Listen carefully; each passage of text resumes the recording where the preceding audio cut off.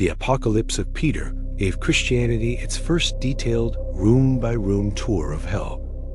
Then the Church buried it for being too graphically honest about eternal torture. Written around 135 CE by someone claiming to be the Apostle Peter, though definitely not actually Peter, this text doesn't just mention hell in passing like most early Christian writings. It takes you there, personally, for a guided tour of every punishment chamber. Blasphemers hanging by their tongues over eternal fire, the flames entering their mouths every time they scream. Women who adorn themselves to commit adultery, suspended by their hair over boiling mire and excrement.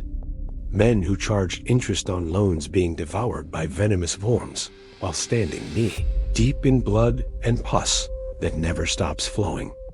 Murderers thrown into a ravine full of venomous reptiles. Women who had abortions sitting neck-deep in the bodily discharges of the damned, while the spirits of their unborn children shoot lightning bolts at them from above. Early Christians didn't just read this, they considered it scripture.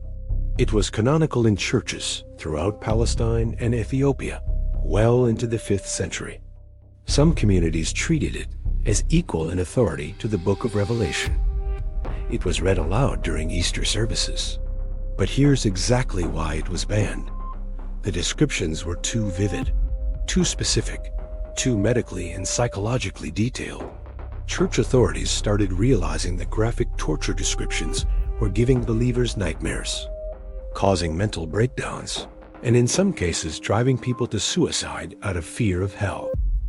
By the 6th century, it was quietly removed from approved reading lists. By the medieval period, only fragments survived in Ethiopian and Arabic translations. The real author, definitely not the Apostle Peter, who was dead for 70 years when this was written, vanished into pseudepigraphy. But Dante Alighieri read the fragments that survived. When he wrote the Divine Comedy in the 1300s, he built his entire Inferno on the architectural bones of this banned apocalypse.